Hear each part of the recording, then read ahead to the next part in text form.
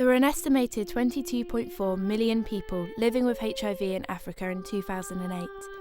Many live in poverty and cannot afford the medication they need. Here in Britain, it's a different story. A person who's diagnosed here in the UK, for example, can be treated by taking a number of different pills.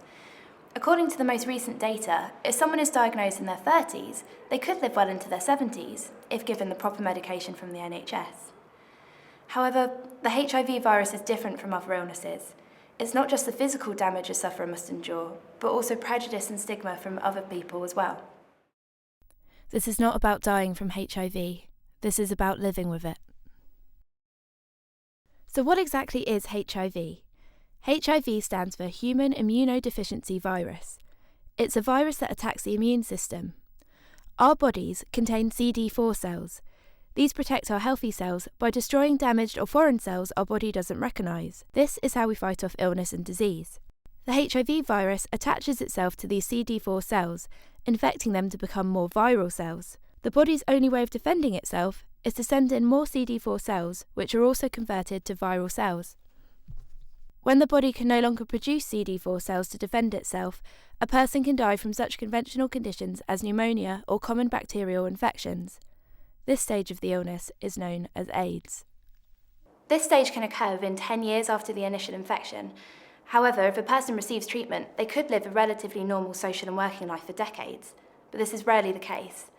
Although the illness itself can be treated, HIV sufferers have to deal with a prejudice that takes over every aspect of their own lives.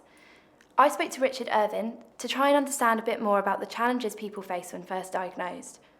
So Richard, how many people are diagnosed in Dorset each year? Well, it's roughly 4 or 5 a month, so 50 to 60 a year. So how is HIV contracted? Sex between men and women, mother to baby during birth, or through breast milk following birth, sharing needles with someone who's HIV positive, blood transfusions, and that's it. How do you contract the disease? Through the passing of blood and body fluids. Through needles or sexual contact. Am I right in saying that you can contract just by licking a spoon? Would you ever kiss someone if you knew that they had the HIV virus? Probably not. Yeah, well, I don't know. I think you can't contract it like that, can you? I'm not sure. Probably not, no. It's hard to say. I mean, I know you can't catch it from kissing, but there would always be that worry. Things like kissing, using the same toilet, sharing cutlery, etc. You can't contract HIV through any of those methods. What treatments are available for someone who has contracted the virus? Well, there are people who put on a regime of antiviral drugs, and that can involve taking 1 tablet a day or as many as 10 or 12 tablets a day.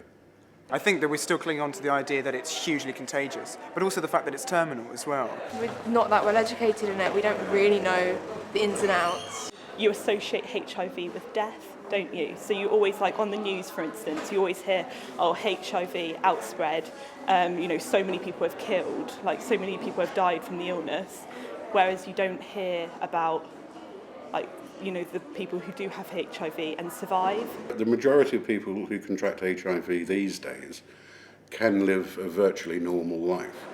Do you think there's a particular kind of group who are more prone to contracting the disease?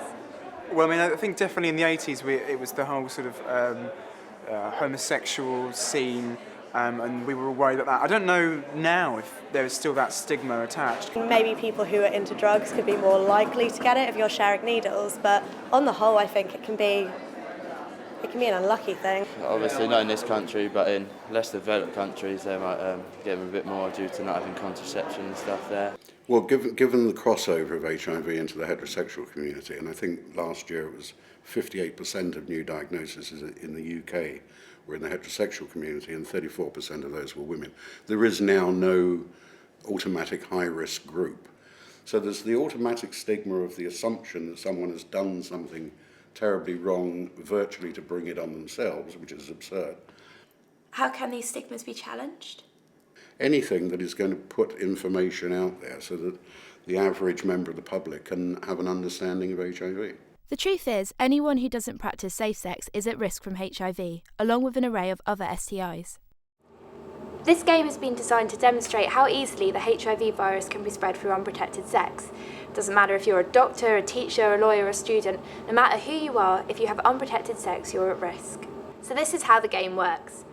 We have 20 volunteers, each with a glass of water. In one of these glasses of water is a starch solution representing the HIV virus. The volunteers can either have safe sex by clinking their glasses together, or have unprotected sex by mixing what's in their glasses with someone else's. At the end of the game, we're going to go round with this iodine solution and pour it into everyone's glass. If they've had safe sex, their glass should stay clear like this. If they've had unprotected sex, they may catch the HIV virus, in which case their glass will turn inky black like this. Let's see what happens.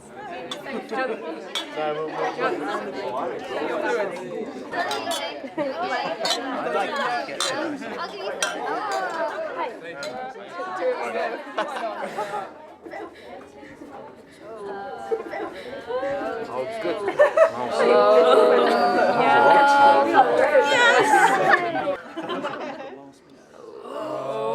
look at me like that. I'm blaming you. In Britain, 0.2% of people aged between 15 and 49 actually carry the HIV virus. But as we can see from this game, it can be spread very easily through unprotected sex. Although we only started off with one glass having the starch solution in it, it's now spread between 10 different glasses, which shows how easily it can be spread no matter what type of person you are. Although this is just a game, if it were real, the impact on these people's lives would be a lot more serious. Not only would they be affected by the virus itself, but also by the unfair negative stigma that surrounds it. I came to speak with 3 people living with HIV to see exactly how the virus has changed their lives.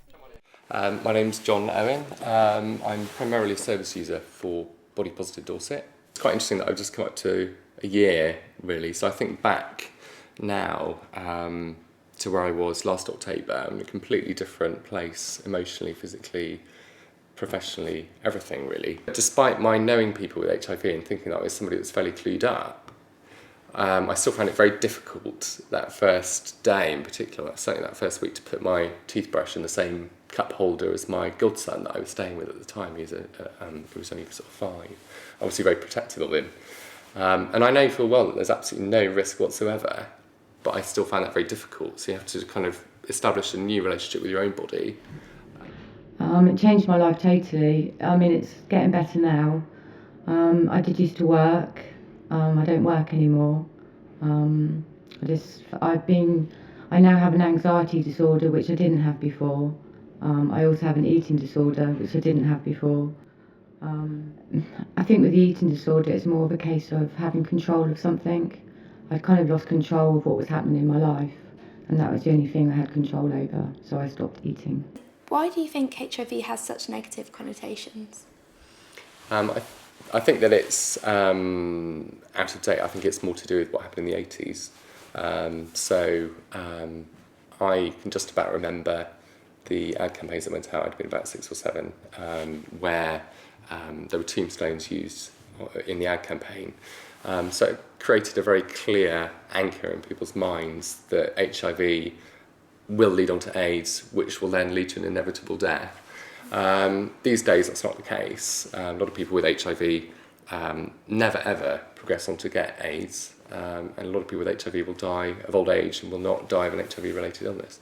I think obviously people's ignorance and stigma make it very, very difficult to tell people. And the problem with disclosure is once you've told somebody, you can't actually take it back. But there are pockets of stigma still. I was due to have my tonsils out. I was then diagnosed, and I went in for my operation, was sort of laid out on the slab, so to speak, given all my pre-op medication in my gown, and the nurse came back in and asked me a few questions, and she was obviously concerned that she'd seen a measure of my CD4 count, which is a count which is only really done for HIV positive people. I was sort of taken in to see the person in charge. They're sort of made to feel very much like I'd been naughty in some way, that I hadn't disclosed it, even though I'm not required to disclose it.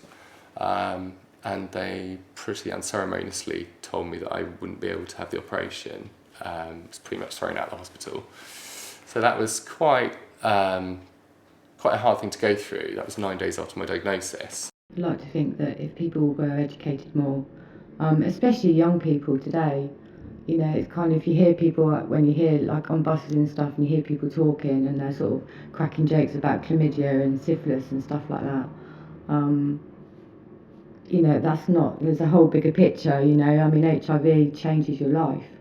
A lot of people will say, perhaps you come across this, that HIV seems to come along when all sorts of things are going wrong in your life. So it doesn't seem to come along on its own. It can be tied in with drugs, it can be tied in with sexual abuse, homelessness.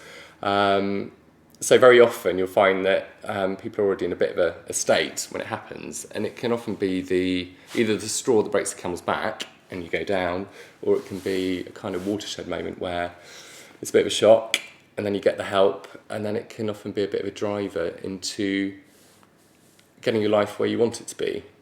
I'm trying to do my degree. I would like to specialise within the HIV area and hopefully raise awareness and help more people.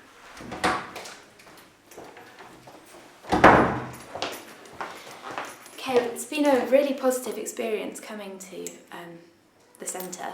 I've learnt a lot, and I do think that one of the main problems is a lack of information and education. I think the more people know about the virus and how people do live with it day to day and are able to carry on with normal lives, the less there'll be all of this negative stigma surrounding it. But one of the most important lessons I've learnt is to practice safe sex. And that should hopefully help prevent the spreading of the virus. It's been a real eye-opener.